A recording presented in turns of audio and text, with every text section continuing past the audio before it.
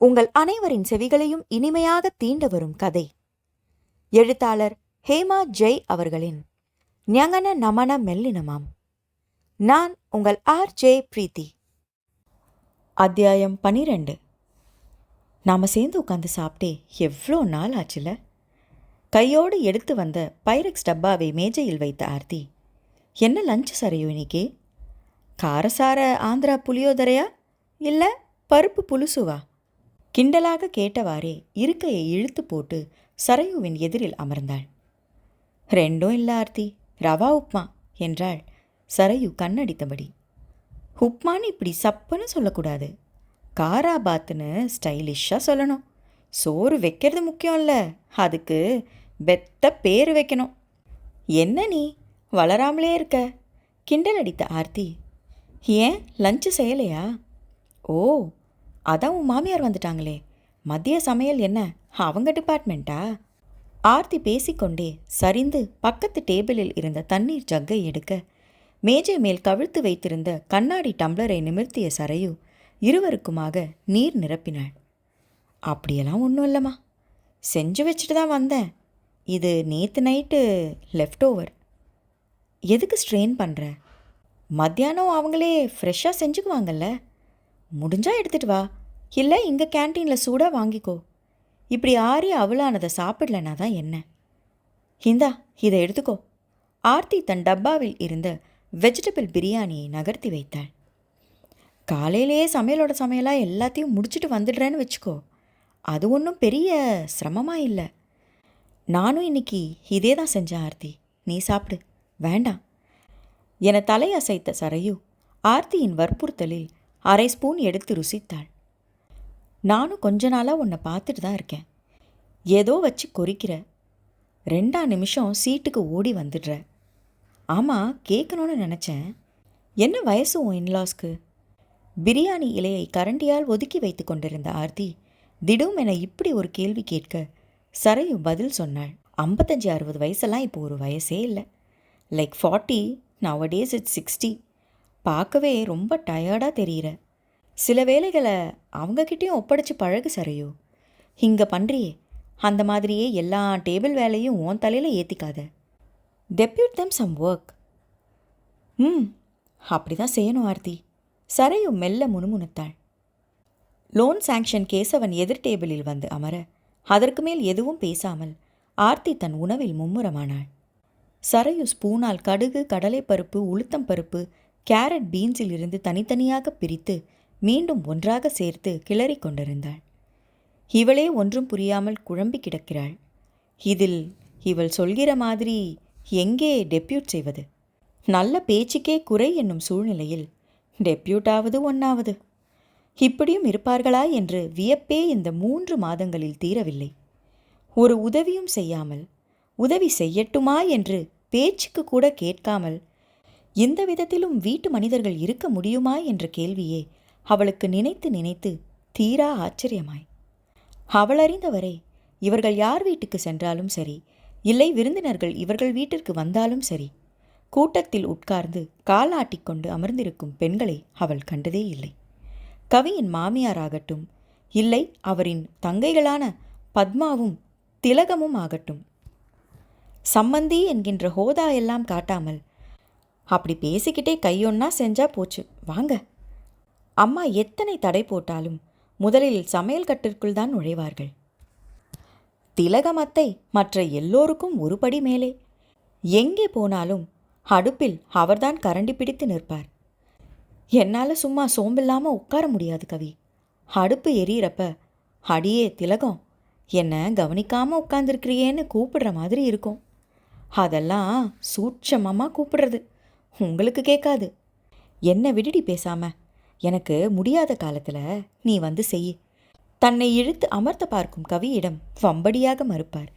அப்படிப்பட்ட மனிதர்களை பார்த்து வளர்ந்திருந்த சரையுவிற்கு சுகுமாரியின் நடத்தையும் மெத்தனமும் அதிசயமாக இருந்தது. உடம்பை மனசை அலட்டிக்கொள்ளாமல், ஒரு கரண்டியை கூட அங்கிருந்து இங்கு தூக்கி வைக்காமல் இவரால் எப்படி நாள் முழுவதும் 4 சுவர்களுக்குள் வளைய வர முடிகிறது? உதவி எதுவும் செய்யாவிட்டாலும் தொலைகிறது. பெண்ணுக்கு பெண்ணாக கொஞ்சமே கொஞ்சம் சகஜ பாவமோ நல்ல பேச்சோ சின்ன கரிசனமோ ஒன்றுமில்லை. நமக்கு சரிக்கு சமமாக இருந்தால் பாஷை ஜாதி இதெல்லாம் வேறனாலும் பெருசாக தெரியாது. ரொம்ப பெரிய இடம்னா நம்மால் சகஜமாக பழக முடியாது. அதான் யோசிக்கிறேன் என்று அப்பா அன்று சொன்னதற்கான அர்த்தத்தை இப்பொழுது ஒவ்வொரு வேளை உணவு சமைக்கும் பொழுதும் உணர்கிறாள். அன்றாடம் தாராளம் என்ற நினைப்பில் அது அதற்கான வகைகளுடன் இவள் செய்து வைக்கும் பதார்த்தங்கள் அவர்கள் இருவருக்கும் குசேலர் வீட்டு உணவாய் தெரிவதிலேயே இந்த வேறுபாடு புரிகிறதே. சரையுவும் மித்திரனுமாக இருந்தவரை காலை உணவிற்கென்று பெரிதாக அவள் வருந்தி கொண்டதே இல்லை. கார்ன்ஃப்ளெக்ஸ் கஞ்சி ரொட்டி என கிளம்புகிற அவசரத்தில் எதையோ கொறிப்பதுடன் வேலை முடிந்துவிடும். மதியத்திற்கு மட்டும் ஏதாவது கலந்த சாதம் காய் என்று செய்து இருவருக்கும் டப்பா கட்டும் வழக்கம். இப்பொழுது விலாவரியான டிஃபனும் மதிய சமையலுமாக வந்த புதிதில், நீங்கள் அப்புறமா சூடாக தோசை ஊற்றிக்கிறீங்களாம்மா? தொட்டுக்க மத்தியானத்துக்கு வச்சிருக்கிற சாம்பாரை எடுத்துக்கங்க. காலை நேர அவசரத்தில் சரையு சொல்ல குமாரியிடம் இருந்து பதிலே இல்லை. காதில் விழுந்ததா இல்லையா என்ற குழப்பத்தில் மீண்டும் அவள் இன்னொரு முறை பக்கத்தில் போய் சொல்லியும் கூட நோ ரியாக்ஷன். பிறகுதான் புரிந்தது, அது செவி குறைபாடல்ல, உனக்கு பதில் சொல்ல எனக்கு விருப்பமில்லை என்ற அர்த்தம் என்று. அதிலிருந்து ஒன்றும் கேட்பதில்லை. எத்தனை அவசரமாக இருந்தாலும் இட்லி தோசையோ இல்லை உப்மா பொங்கலோ எதையோ ஒன்றை செய்து ஹாட் பேக்கில் மூடி வைத்து விட்டு வருகிறாள். இப்படி அவதியாக சமைப்பது பெரிதில்லை. செய்வதை வீணாக்காமல் செல்லுபடியாக்குவதுதான் அடுத்த ஆகப்பெரிய சவாலாக இருந்தது. அதுவும் இவர்கள் பேணும் உணவு தீண்டாமையில்.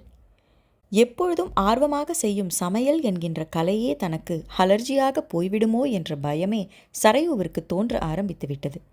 ஒருவேளை செய்வதை மறுவேளை சுண்டு விரலால் கூட தொட்டு பார்த்து விடாத இயல்பை தீண்டாமை என்று சொல்லாமல் வேறு என்ன பெயர் சொல்லி அழைப்பது? எது எப்படி இறைந்தாலும் சரி, அந்தந்த வேலைக்கான தங்களுடைய உணவு மட்டும் ஃப்ரெஷ்ஷாக ஆவி பறக்க இருக்க வேண்டும். ஆரம்ப நாட்களில் மதியம் மீந்தவற்றை கலந்து கொள்ளலாம் என்று மெனக்கெட்டு சூடு பண்ணி வந்தவள் பிறகு ராஜாக்களின் உணவு இது இல்லை என்ற புரிதலுக்கு வந்திருந்தாள்.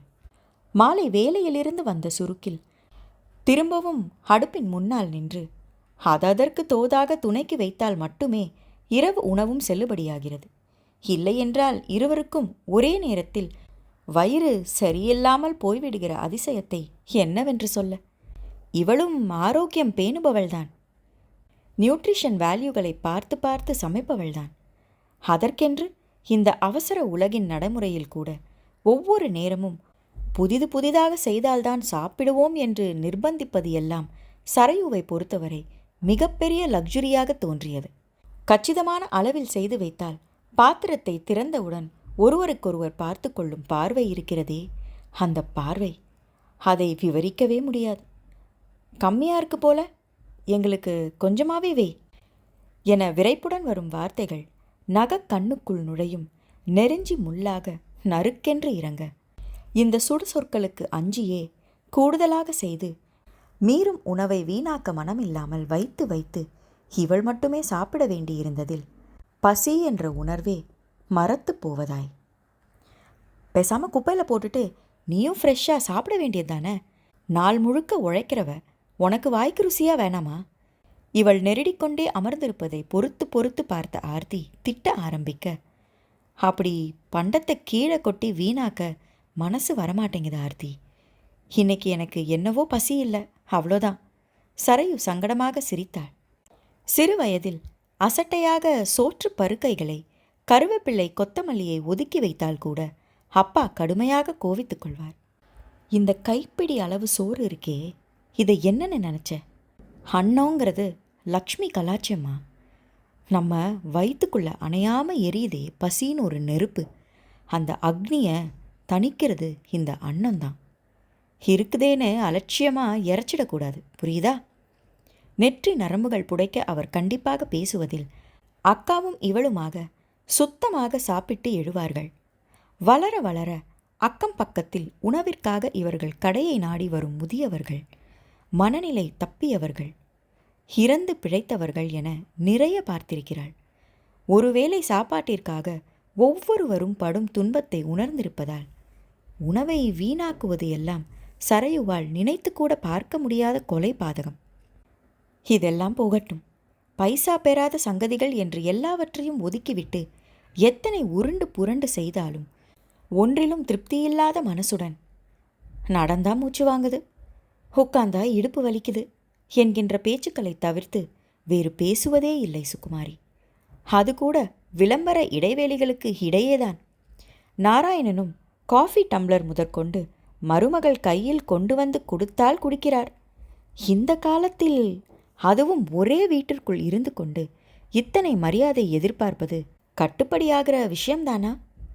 மற்றபடி எதிலும் பட்டுக்கொள்ளாமல் செய்தித்தாளின் முதல் வரியிலிருந்து கடைசி வரி வரை படித்து ஆங்கிலம் தமிழ் என்று ஒப்பிட்டு அதற்கு மேல் டிவி நியூஸை பார்த்து அவற்றை ஊர்ஜிதம் செய்து கொள்வதற்கே அவருக்கு நேரம் சரியாக இருக்க எல்லா சீரியல்களையும் ஒன்று விடாமல் பார்த்து யார் யார் குடியை கெடுக்க திட்டம் போடுகிறார்கள் என்பதை குழப்பிக் கொள்ளாமல் தனித்தனியே பிரித்து மெமரியில் சேர்த்து வைப்பதற்குள்ளேயே சுகுமாரி கலைத்து போகிறார் என்று சரையு புரிந்து கொள்ள தொடங்கியிருந்தாள். ஒரு வகையில் இருவருமே அதிசயமான தம்பதிகள்தான். ஜாடிக்கு ஏற்ற மூடியாய் ஏதோ லாட்ஜில் வந்து தங்கியிருப்பது போன்ற விட்டேற்றி மனோபாவத்துடன் இந்த பெக்யூலியர் சுபாவம்தான் பெற்ற மகனிடம் கூட அளந்து அளந்து பேச வைக்கிறதோ? இதையெல்லாம் என்னவென்று வெளியே சொல்வது? அப்படியே சொன்னாலும் அதுக்குள்ள புலம்ப ஆரம்பிச்சிட்டியா என்று கேட்பவர்கள் கேலியாக சிரிக்கத்தான் செய்வார்கள்.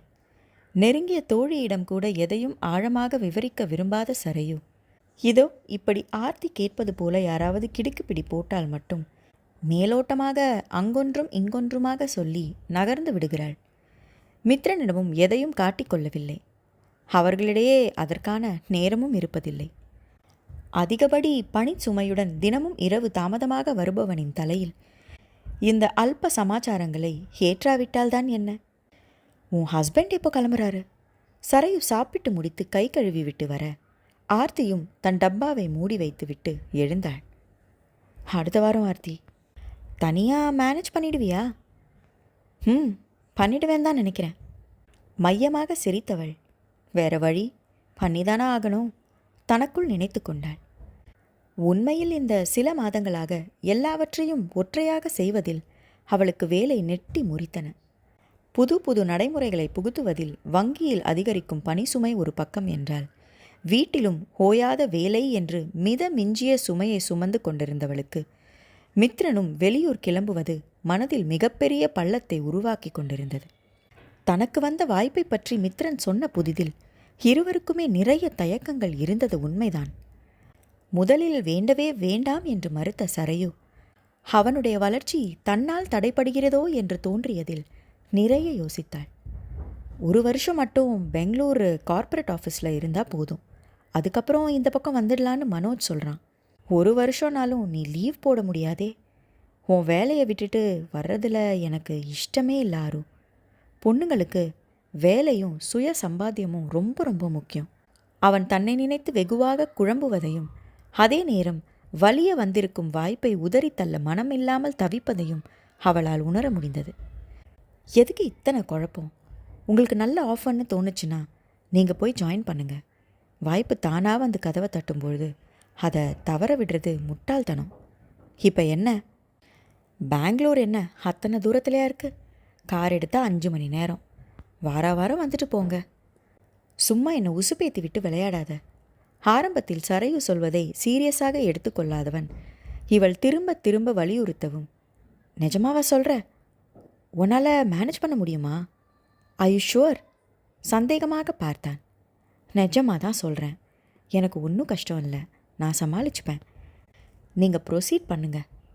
ஒரு கட்டத்திற்கு மேல் அவள் திடமாக சொல்ல ஆரம்பிக்க புதிய வேலையில் சேர்வதற்கு ஒப்புக்கொண்டவன் இங்கும் அங்குமாக ஃபார்மாலிட்டிகளை முடித்து அடுத்த வாரம் பெங்களூர் கிளம்புகிறான். வெளியே பேசும்பொழுது தைரியமாக பேசிவிடுகிறாளே தவிர உள்ளுக்குள் தனியாக எல்லாவற்றையும் சமாளிக்க முடியுமா என்ற கேள்வி கொக்கி போட்டு இழுக்கத்தான் செய்தது. மாமனார் மாமியார் வருவதற்கு முன்பு இருந்த நிலை வேறு, இப்பொழுது இருக்கும் நிலைமையே வேறு. உலக வழக்கத்தில் பெரியவர்கள் உடன் இருப்பது துணைக்கு துணை, உதவிக்கு உதவி என்று மாளாத தெம்பை தந்திருக்க வேண்டும். ஆனால் இங்கு எது எப்படி ஆகினும் இது தானாக ஏற்றுக்கொண்ட கடமை, செய்துதான் ஆக வேண்டும் என்று நினைத்து கொண்டவள் ஆர்த்தியிடம் விடை பெற்று தன் இருக்கையில் சென்று அமர்ந்தாள். இவங்க லாக்கர் திறக்கணுமா மேடம்? அட்டெண்டர் வந்து சொல்ல, உள்ளே வர சொல்லுங்க மன்னர். லாக்கர் புக்கை மேனேஜர் ரூமில் சைன் பண்ண கொடுத்தேன். அப்படியே வவுச்சர்ஸ் 2 இருக்கும், எடுத்துகிட்டு வாங்க. தன் அறைக்குள் நுழைந்த கஸ்டமரிடம் அவள் கவனம் திரும்ப அதற்கு மேல் வேலை சரியாக இருந்தது.